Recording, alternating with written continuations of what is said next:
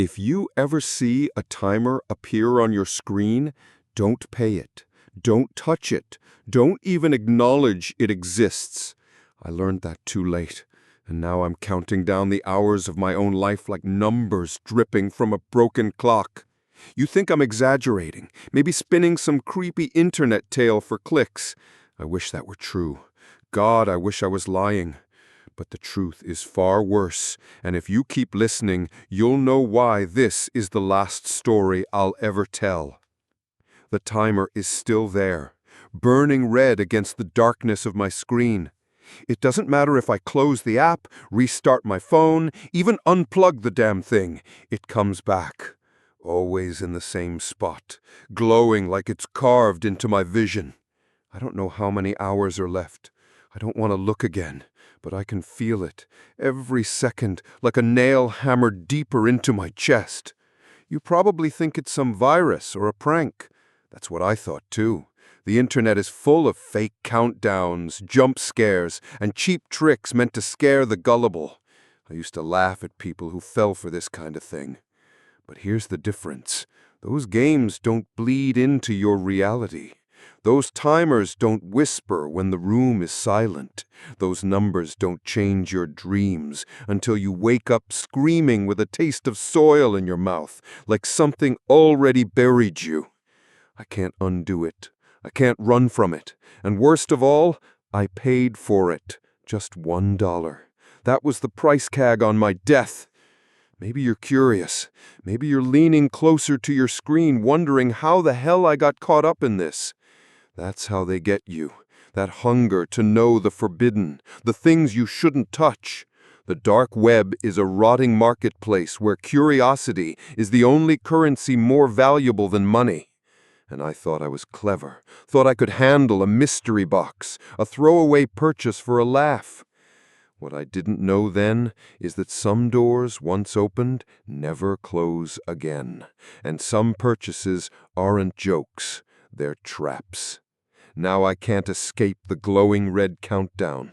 It doesn't stop when I shut my eyes. It doesn't stop when I scream at it. And with every digit that vanishes, I swear I feel something watching me, drawing closer, as though the timer isn't counting down to nothing, but to someone. I shouldn't be telling you this, but maybe if I do, maybe if I pass this cursed knowledge on, it will leave me. Or maybe it will follow you the same way it followed me. Either way, the clock is ticking, and it all started the night I bought something I never should have touched. It started on one of those nights where boredom feels heavier than sleep. My room was quiet, the glow of my monitor the only light cutting through the dark. I wasn't drunk, I wasn't high, I even wasn't depressed, just hollow. Like I needed something, anything, to shock me out of the monotony. That's how it always begins, doesn't it? Curiosity, a whisper that says, go a little deeper, see what's out there. And the internet is a bottomless pit when you're looking for something forbidden. At first, it was normal browsing, Reddit threads, creepy story forums, videos with thumbnails promising dark web secrets they don't want you to see. I told myself it was harmless entertainment. But the longer I scrolled, the more tempting it felt to go beyond the surface, to dip my toes in the water where the web gets darker. Don't do it, I remember thinking.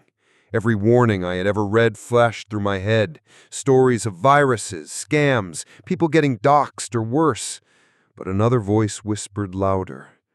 What's the worst that could happen for one night of fun? So I downloaded a browser I shouldn't have downloaded, clicked the few onion links I shouldn't have clicked, and before long I was staring at a marketplace that looked like eBay had been dragged through a graveyard. The listings flickered as though coded by someone who didn't care if the site broke your computer.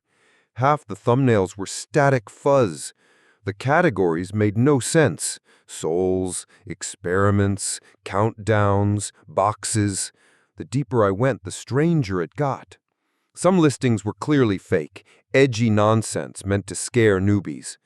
Others felt wrong, too specific. too confident.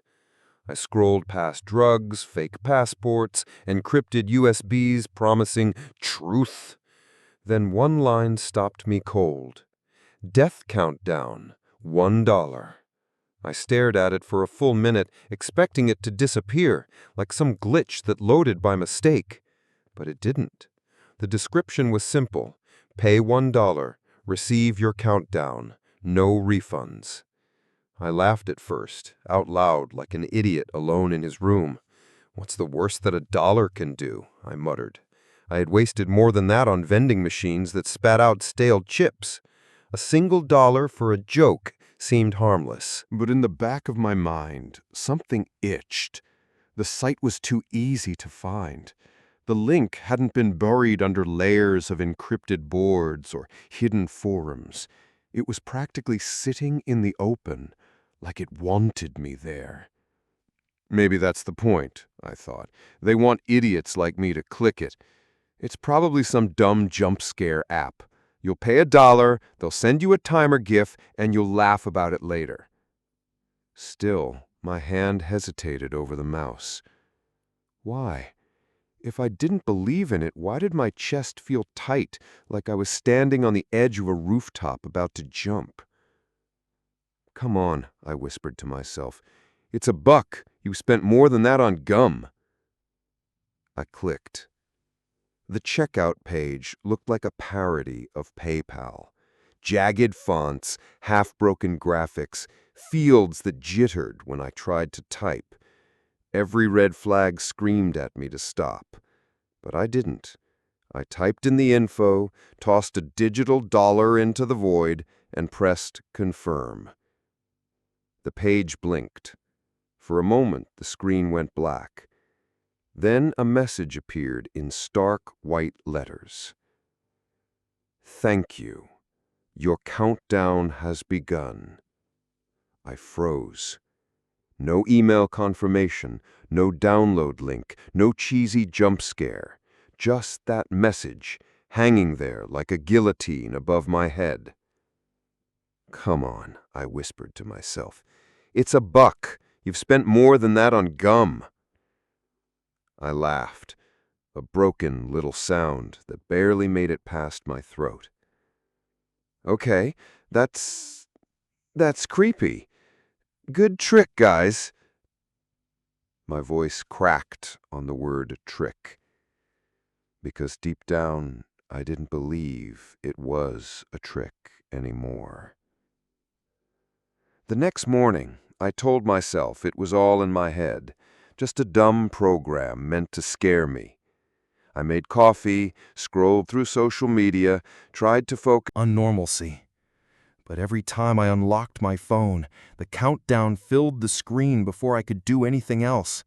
Even my notifications vanished behind it. At work, it was worse. Midway through an email, the timer appeared across the monitor, blocking everything. My coworker leaned over, squinting at my screen. What's that? Some productivity app?"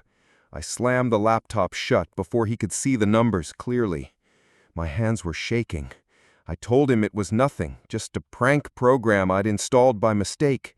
But the way he looked at me made me wonder, had he recognized it? That night, I searched online. Forums, threads, whispers buried deep in archives. At first, nothing. Then I found fragments, screenshots of the same glowing digits, grainy photos of timers on cracked phones, panicked posts from accounts that had since been deleted. One line stuck with me. Don't acknowledge it. Don't talk about it.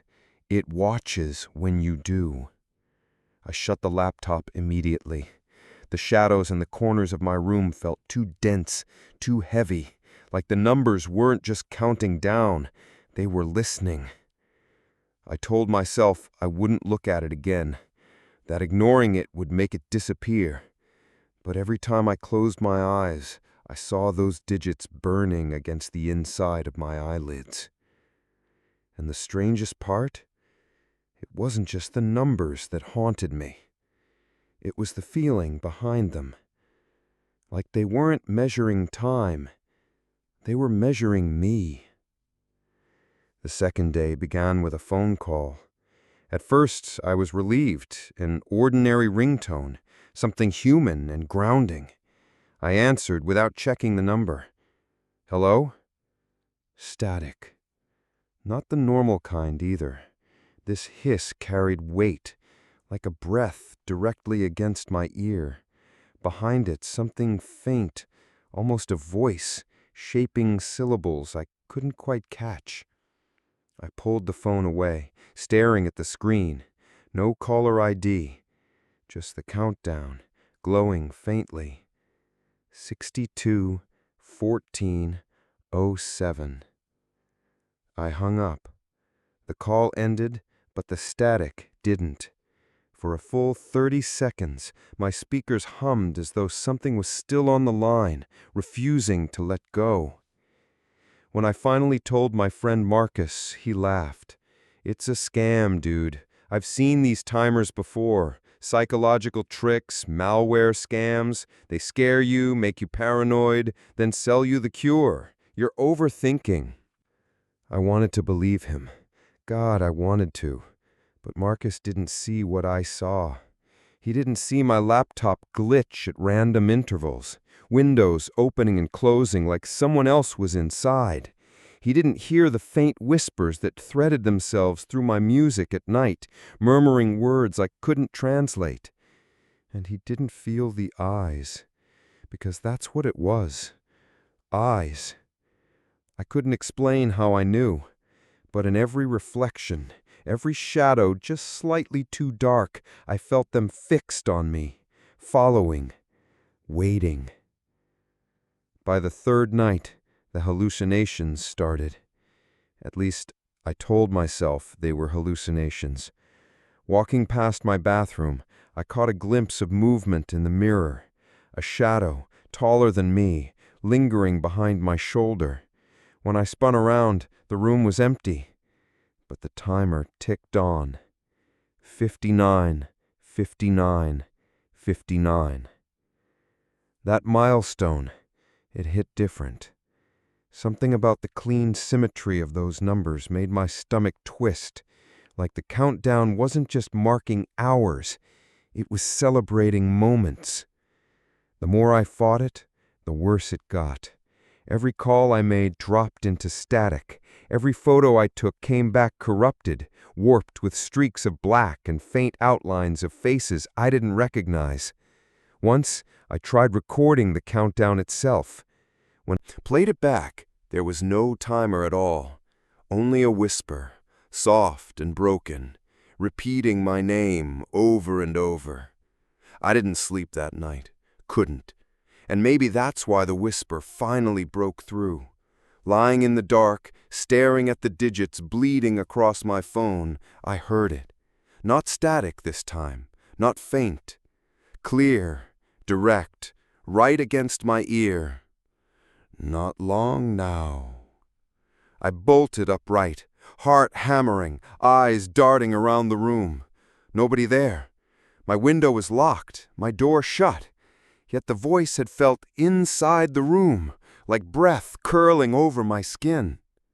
The next morning, Marcus texted me. "You okay? You sound tired." I stared at his words for a long time before replying, "The timer's real." He didn't answer, not for hours. When he finally did, it was just, "Bro, relax, sleep, it's in your head." But that night, I noticed something. The timer had stopped syncing evenly. On my phone, it showed 58-23-11. On my laptop, 58-22-46. On the mirror, because yes, it still showed in the mirror. It was something else entirely. 58-22-13. They weren't counting the same time. They were counting different things. And that was when I realized whatever was watching me wasn't content with just a timer. It wanted me to know it was close. I didn't find the rules in some neat instruction manual. They weren't emailed to me or handed over like terms and conditions. I had to dig, scraping through layers of forums buried so deep in the web they almost felt forgotten. Except they weren't. Someone had been posting there recently. Someone like me. The thread was called, "If you see the countdown, read this." I clicked. The first post was short, almost desperate. "If you're watching this, you might still have time. Don't make the mistakes I did." My pulse quickened. The words bled urgency, like someone typing with shaking hands. Below that, fragmented replies, each more unnerving than the last. Survivors, if you could even call them that, trying to stitch together a map of something no one fully understood. I scrolled through them, one by one. Rule number 1. Never acknowledge the timer out loud. It listens when you speak of it. Rule number 2. Don't share your screen. If someone else sees it, it spreads. Rule number 3. At 0, don't be near mirrors. They're not reflections, they're doors. Rule number 4. You can't stop it by shutting down devices. Don't waste time trying. Some rules contradicted each other. Others were half-finished, broken mid-sentence as though the author never got the chance to type. One post ended abruptly with nothing but a single word: closer. And then, buried near the bottom, a line that chilled me more than anything else. There are more rules. Not all of them are written here. They won't let us post them. That was when I realized the silence between those forum replies wasn't empty. It was censored. Something or someone was stopping the complete truth from spreading. I read until my eyes burned, until the numbers on my timer bled into the margins of the screen. Some posters claimed they'd bought the countdown for laughs, like I did. Others swore they never paid, that it appeared uninvited, hijacking their devices. Most of them stopped posting after a few updates. The few who survived, if they survived at all, hinted at bargains, loopholes, ways to stall the timer. But their messages were fragmented, scrambled like puzzle pieces ripped from different boxes. One sentence stuck with me. The rules aren't just rules, they're warnings. The ones you break are the ones that kill you first. I leaned back in my chair, head pounding. My reflection in the blackened laptop screen seemed to lean forward, closer than it should have been. I whispered under my breath, "What if I test them?" The moment the words left my lips, the timer flickered. Just a hiccup, a glitch, but enough to set my stomach twisting. Rule number 1, never acknowledge it out loud. And I'd just broken it. Panic surged, cold and raw, but beneath it, curiosity, the kind that gnawed at me, that reckless hunger for answers. If these rules were real, if they could bend or break reality, then maybe there was a way to win. Or maybe I was already too late. I refreshed the forum, hoping for more, but the thread was gone, deleted, erased like it had never existed. Only the echo of its words clung to me, sinking hooks into my thoughts. There were rules, yes, but there were also secrets. And if they didn't want me to know them, then I was damn sure I was going to find out. That night, I started breaking the rules. The timer was no longer just a number on my phone. It felt like it was everywhere, etched into the corners of my vision, burned into the static of the television, flickering across broken streetlights when I walked home. I stopped thinking of it as a countdown. It was more like a heartbeat. At first, I told myself it was stress. I hadn't slept in days. Every creak in my apartment, every hum from the fridge, every buzz of a notification made me jump. But the more I tried to ignore it, the worse the interruptions became. One night, as I scrolled through my phone, the timer flashed across my screen. 00124719, and then a text appeared. Not from any saved contact, not even from a number, just a blank name with the message, "Don't look away when the clock hits 0." I dropped my phone. My first thought was that someone had hacked me, that this was all a twisted ARG, maybe even a scam designed to mess with my head. But when I bent down to pick it up, the timer had changed to 00124659. A whole minute vanished. And then the whispers began.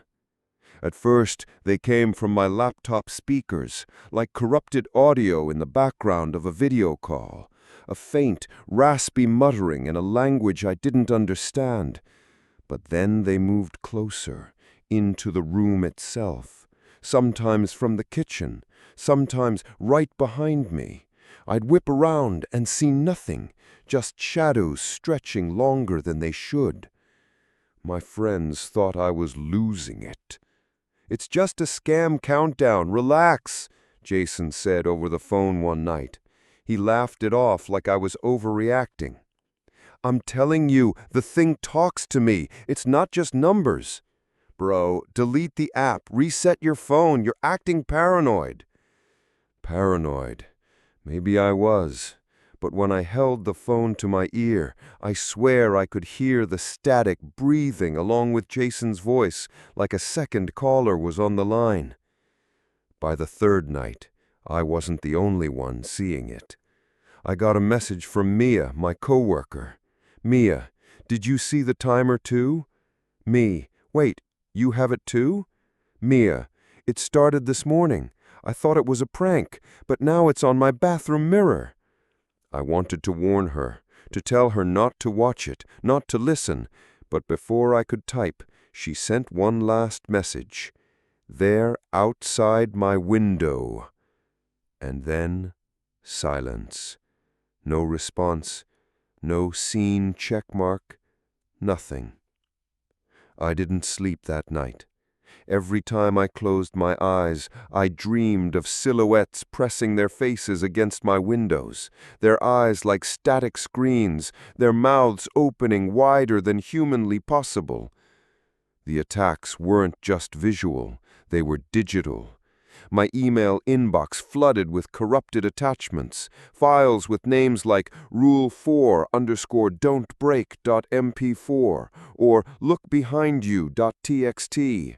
Every time I clicked one, Computer glitched, freezing on a single frame of someone, something standing in my hallway.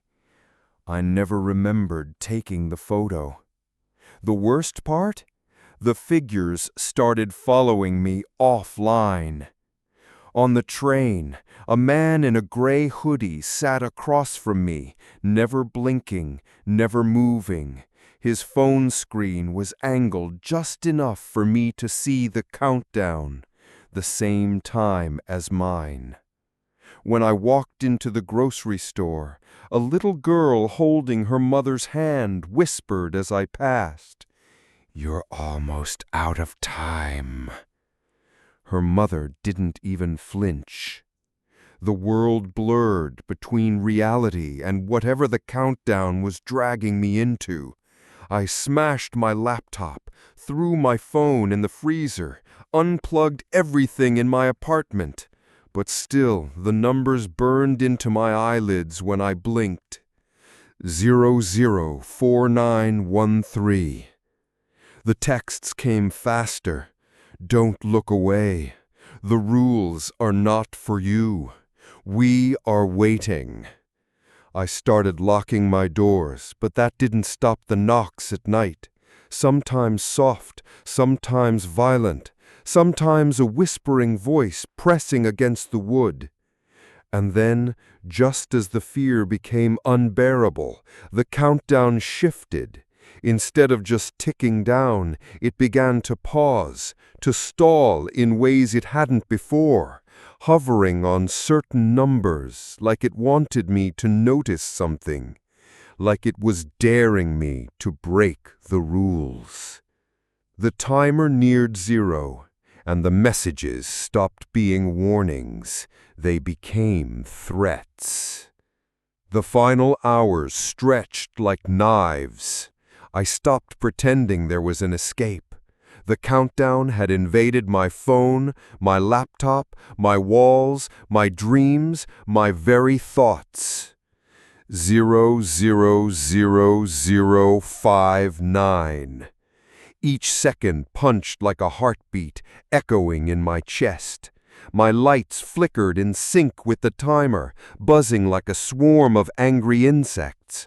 Shadows writhed in the corners, overlapping each other until the room looked alive.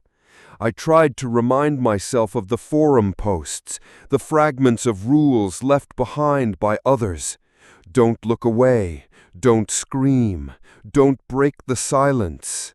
But they contradicted each other. Some survivors said you had to watch until the end. Others swore you should cover the screen, shut your eyes, and pray. The air thickened, hot like a furnace. My breath came shallow. The shadows weren't just in the corners anymore. They stood around me. Human shapes, faceless, twitching as though held together by static. And then the timer hit 0. The world convulsed. Every screen in my apartment, phone, TV, microwave display, even the dead monitor I'd unplugged days ago, blazed with the same horrific image. A mouth stretched open far wider than human, teeth serrated like glass, dripping a darkness that wasn't blood. The scream that poured out wasn't sound, it was pressure. It pushed against my skull, rattled my teeth, turned my vision red. The lights exploded, showering sparks like fireworks. My ears rang with whispers that weren't words, but commands. Millions of voices layered into one. My body jerked as though invisible hands were pulling me apart, stretching my limbs like a puppet. Reality shredded. My walls bent inward, warping into hallways that didn't exist. The floor melted beneath me, replaced with static as solid as concrete. When I stumbled back, I crashed into something that wasn't a wall. It was breathing. Shadows lunged. I tried to scream, but my voice died in my throat. Hands, too many hands, clawed at me, cold and electric, pulling me into the glowing mouth that flickered on every screen. My skin buzzed like a current was running through it, my vision flickering in frames. And then I was inside it. The screens weren't showing the monster. The screens were the monster, and I was part of its feed. I saw dozens, maybe hundreds of other faces, screaming from different corners of the static. Victims, trapped like insects in amber. Their mouths moved, but the sound never came. Some looked burned out, frozen in loops of agony. I wish I could tell you exactly what happened in those seconds, but the truth is, I don't remember all of it. Or maybe I'm not allowed to. What I do remember is choices. At the 0 mark, there were rules. Rules I was never supposed to know. A voice whispered them directly into my skull, not in words, but in urgency. Don't look away. Don't resist. Don't breathe too loudly. Obey, and maybe it will let you stay. I disobeyed. I shut my eyes. For a heartbeat, silence. And then everything came back at once. The static screamed, the shadows collapsed inward, and the world itself folded like paper. I don't know if I died, if I blacked out, or if I was pulled through something worse. When I opened my eyes again, I was lying in the middle of my apartment. But everything was wrong. The furniture was reversed, the shadows clung to the ceiling instead of the floor, and every reflective surface showed me, but not doing what I was doing. My reflection blinked when I didn't. My reflection smiled while I sat frozen. And then silence. The timer was gone.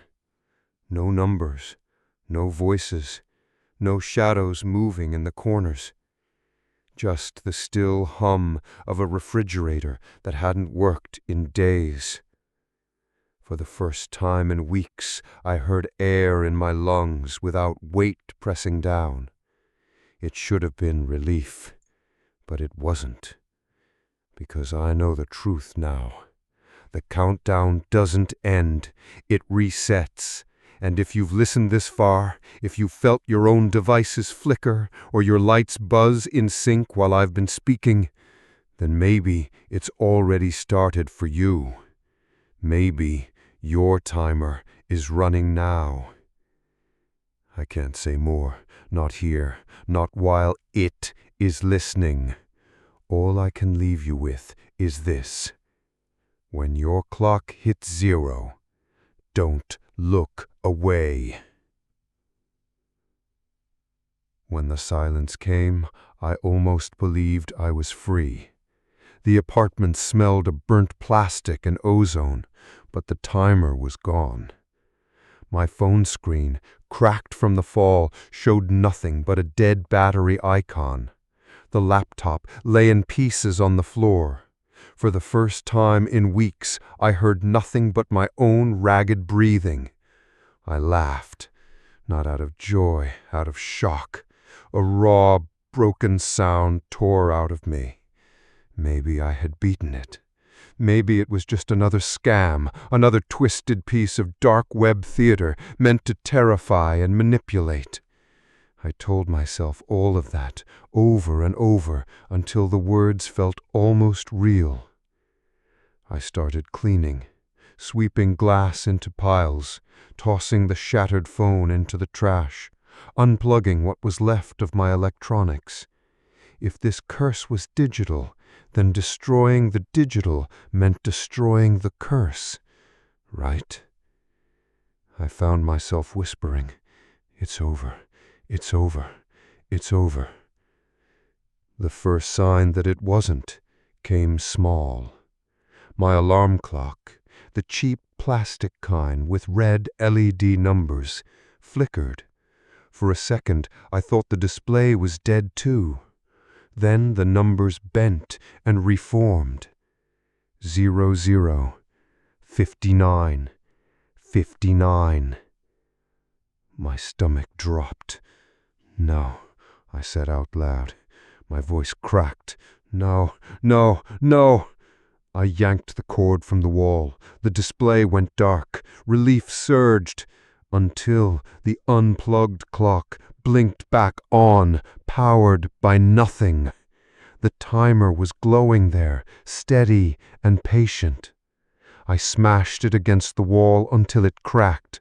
The plastic broke, wires spilling like guts, but the red glow burned on the fragments, numbers ticking down without hesitation.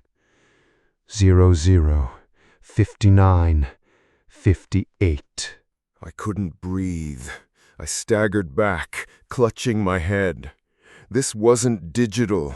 This wasn't electricity. This wasn't even technology anymore. I went room to room, tearing things apart. The TV was unplugged, screen black. I thought I was safe until the static appeared, grainy and gray, swirling like storm clouds. The countdown floated in the static, numbers so bright they bled into my retinas. Mirrors weren't safe either. My bathroom mirror didn't show my face. It showed the timer, ticking against an empty background. And behind the numbers, faint but visible, I saw shapes moving. I smashed that too. By the time I finished, my apartment looked like a crime scene. Broken glass, splintered furniture, sparks crackling from ripped wires. I stood in the center of it all, chest heaving, palms bleeding. But everywhere I looked, the countdown returned, reflected in the glossy surface of spilled coffee, burned faintly into the wall paint, crawling like veins under my own skin when I held my arm close to the light. There was no escape. That's when it hit me. It wasn't just my timer anymore. I wasn't the only one seeing it. The whispers in the static, the faces trapped inside. I wasn't their first victim. I wouldn't be their last. And maybe, just maybe, by telling this story, I've done something unforgivable. Because what if the countdown doesn't need your purchase? What if it just needs your attention? If you've listened this far, you might already know what I mean. Maybe you've felt it already.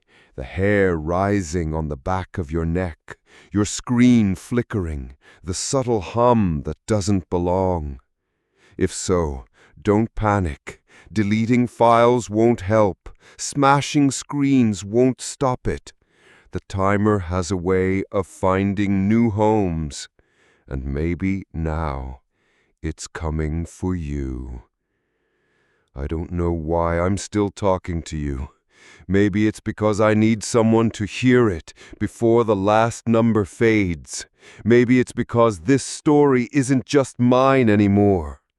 You think you're safe, sitting there behind your screen, listening like it's entertainment. That's what I thought too.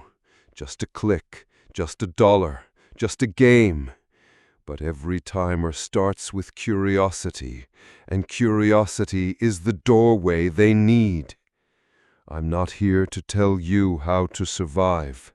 I don't even know if I did. What I can tell you is this: if you ever see the numbers appear, glowing, unnatural, burning themselves into your sight, don't waste time looking for answers. Don't search forums. Don't smash your devices. Don't think you're smarter than the rest of us. Because if you see the numbers, it's already counting down. And here's the worst part. I'm not the only one. The forums, the whispers, the shadows in the glass were fragments of others who paid the price. Some begged, some warned, some laughed until they couldn't anymore. Their timers ran out. Mine's close. And if you felt even the smallest flicker, the tiniest chill when I mentioned the countdown, maybe yours has already started. I need you to do one thing for me. Leave something behind.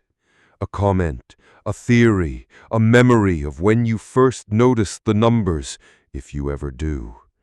Maybe together all of us can map the rules. Maybe there's still a way out.